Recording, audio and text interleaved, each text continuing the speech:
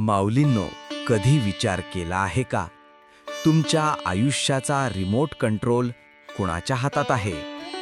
तुमचा स्वभाव, तुमचे निर्णय आणि तुमचं सुखदुःख हे नेमकं कोण ठरवतं? तुमचा आत्मा आज कशाच्या बंधनात आहे? आज आपण गीतेतील एका महारहस्यावर येतो आहोत. त्रिगुणांचा उदय आणि मनस्थितीचं परिवर्तन.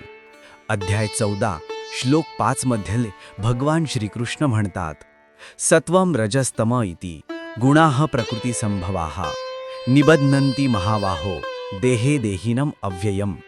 अर्थात हे 3 गुण सत्व, रज आणि तम हे निसर्गातून जन्म घेतात आणि या अविनाशी आत्म्याला शरीरात बांधून ठेवतात. हे गुण म्हणजे केवळ स्वभाव नाही, तर तुमच्या जीवनाची दिशा आणि गती ठरवणारे अदृश्य इंजिन आहेत. 1. सत्वगुण, प्रकाशाचा आधार. सत्व म्हणजे शांततेचा अमृत. हा गुण वाढला की मनात शुद्धता येते, बुद्धी आरशासारखी स्वच्छ होते. पंच, मन म्हणतं, शांत हो, मला सत्याकडे जायचं आहे, मला आनंदी व्हायचं आहे. हाच आहे देवाच्या जवळ जाणारा मार्ग. 2. रजोगुण, धडपडीची आग. रजो म्हणजे चंचलतेची ज्वाला. हा गुण वाढला की इच्छांचा महापूर येतो. स्पर्धा, धावपळ आणि सतत अजून हवंय ही आस. पंच, मन बेचैन होतं, मी थांबू शकत नाही, मला जगावर राज्य करायचं आहे. लक्षात ठेवा, रजोगुण तुम्हाला धाववतं पण शांती देत नाही. 3. तमोगुण, अज्ञानाचा अंधार. तम म्हणजे आळसाचं ओझं.